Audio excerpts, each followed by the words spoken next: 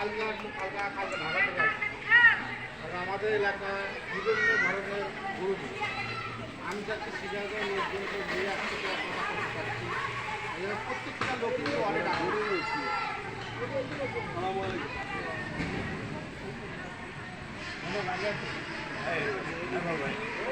আর এটা আছে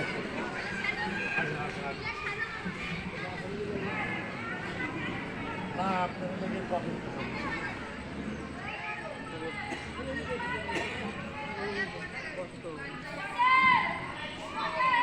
বাথরুমে এসে আসো।